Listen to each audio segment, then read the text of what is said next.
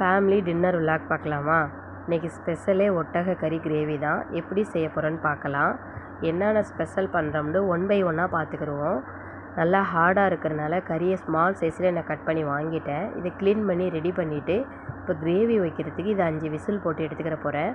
உப்பு தேவையான அளவு போட்டுக்கிறேங்க. இஞ்சி பூண்டு பேஸ்ட்டு 1 ஸ்பூனு போட்டு கொஞ்சமாக மட்டன் மசாலா 1/2 டம்ளர் தண்ணி ஊற்றி நல்லா 5 விசில் போட்டுக்கிறேங்க. அது ரெடியாகி வரட்டு.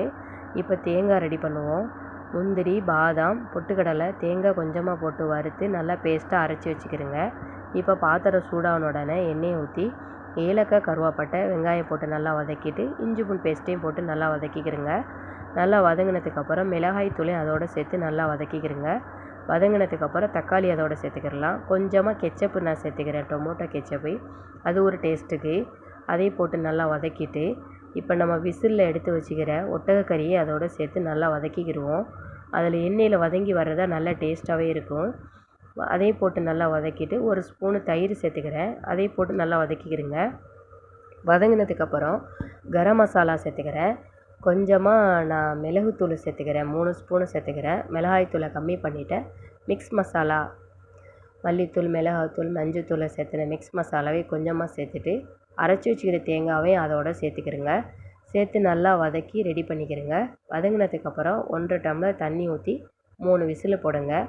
8 விசில்லையே ஒட்டகக்கறி நல்லா கம்ப்ளீட்டாக ஆயிரும். நல்லா டேஸ்ட்டாகவும் நல்லா கிரேவி பதத்துக்கு வந்துருச்சு. இப்போ ஒட்டக கிரேவி ரெடி ஆயிடுச்சு. மல்லித்தூளை போட்டு ஃபைனலாக இறக்கிற வேண்டியதான். அடுத்தது ரவா பாயாசம் செய்ய போகிறோம். அதை எப்படி செய்கிறேன்னு பார்க்கலாம்.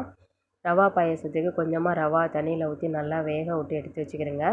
இதில் லைட்டாக நான் பால் ஊற்றி வேக வச்சுக்கிறேன். பால் ஊற்றினதுக்கப்புறம் இதோட நான் தேங்காய் பால் மிக்ஸ் பண்ண போகிறேன். அது ஒன் சைடாக அங்கிட்டு ரெடி ஆகிட்டுருக்கு பாயாசம். இப்போ என்ன தான் நம்ம பாக்கெட் வாங்கி அவிச்சாலும் நம்ம வீட்டில் செய்கிற மாதிரி வராதுன்னு இடியப்பமும் ரெடி பண்ணிட்டேன். இதுவும் உங்கள்கிட்ட ரெடி ஆயிடுச்சு. அங்கிட்ட ரவா பாயாசம் ரெடி ஆயிடுச்சு. ரவா பாயாசம், இடியப்பம், ஒட்டக கிரேவின்னு எல்லாம் ரெடி பண்ணிட்டோம். ஸ்பெஷலே அதான்.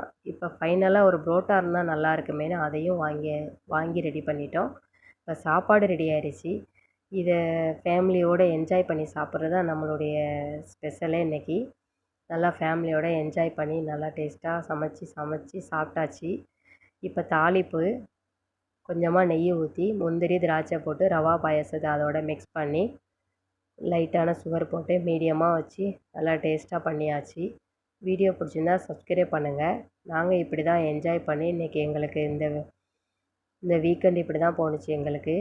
உங்களுக்கு எப்படி போணுச்சுங்கிறத பற்றி சொல்லுங்கள். வீடியோ பிடிச்சிருந்தா சப்ஸ்கிரைப் பண்ணுங்கள். அடுத்த வீடியோவில் பார்க்கலாம். ஓகே, பாய்.